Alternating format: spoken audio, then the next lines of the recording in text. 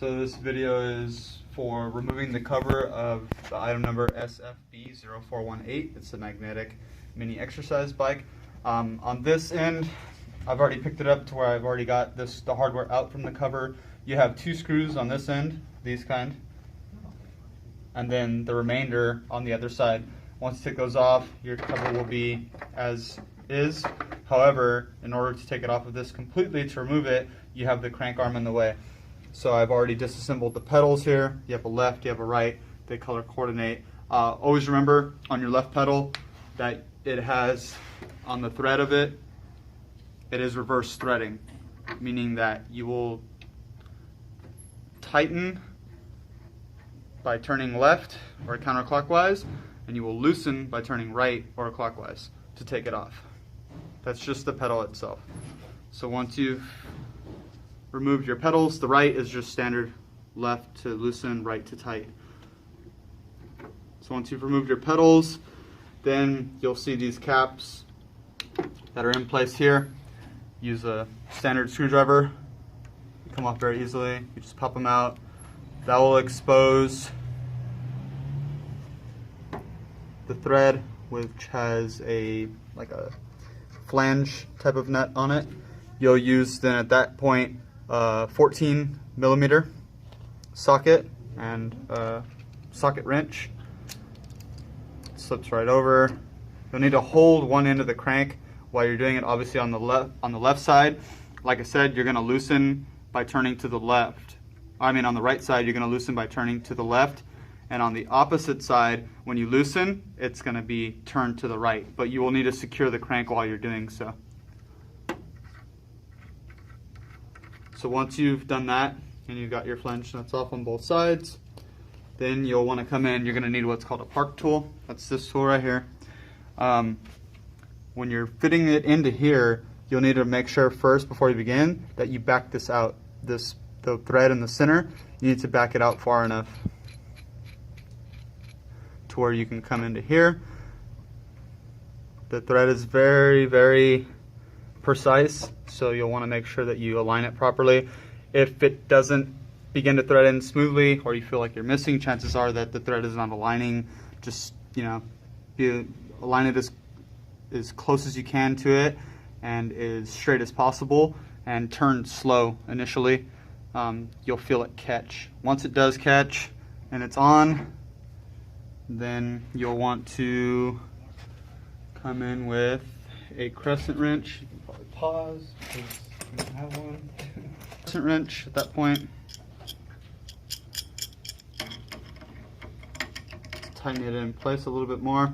Once again, on anything that you do, tightening one end, you have to hold the other end because the cranks are connected. So you want to turn to your right.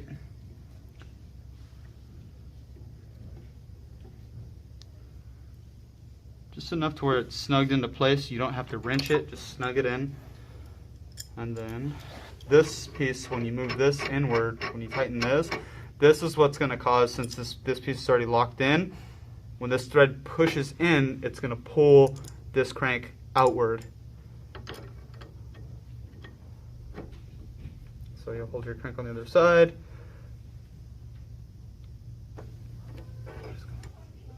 So after you've tighten this in enough, like I said, it's going to push it outward.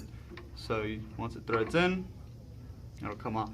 Your crank is now off of the arm. So once that's removed, you can then pull your cover off on this side at least and expose the inner working. So now that you have the cover open, you can see a couple things a little bit more in depth. This is your sensor wire that runs out and up into your meter. This is the magnet for it. So at any point, if your monitor is displaying the numbers and it doesn't give you anything like distance or the total count or anything like that, this is more than likely going to be the problem. Though first check your meter by taking out the old batteries and installing new ones. Check your connection point on it as well. But if worse comes to worse, then it would be an issue with this whole wire here, which would need to be replaced.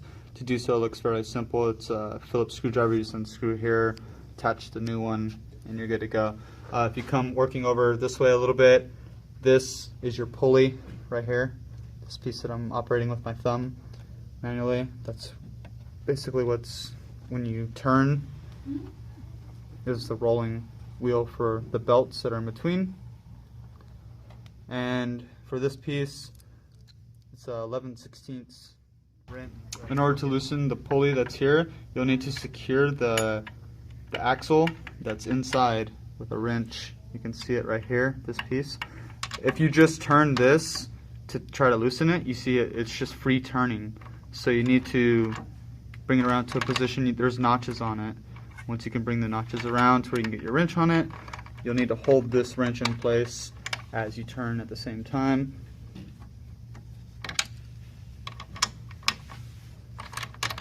In order to loosen it.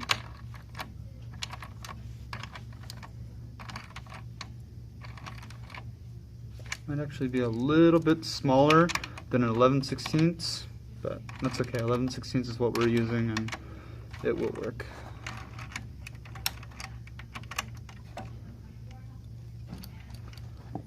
So you can remove your nut from there. Move this, you can see how it's connected. Okay, so with this crank, what you're gonna have to do is you will need to more than likely remove this piece of the belt because there's a lot of pressure. So once you, like I mentioned, have your wrench in here, you can stop that free turning piece. You can just take this off. Then you can push. With the belt in place, you won't be able to. When you initially take the crank off, you'll loosen this. With the belt still on, it's going to push this outward because all the pressure on the pulley. So you're going to need to get it out, you'll need to remove the belt. Then you can slide your actual pulley out. You'll notice on the back end of it, it's got a C-clamp and then there's a bearing inside. For those of you that might be experiencing a noise when you pedal, like a squealing sound or anything like that, that's like shrill, more than likely you'll want to take this out. It could be that this bearing just needs lubrication. You can use a 3-in-1 oil to do so. If you spin it, however, and it doesn't, so this bearing's in good condition, you'll notice that as I turn it, it moves pretty freely. If you're spinning your bearing and you can't get it to do that with a spin, if it's barely moving, chances are that the bearings could be damaged on it, in which case you will need to replace the bearings for this.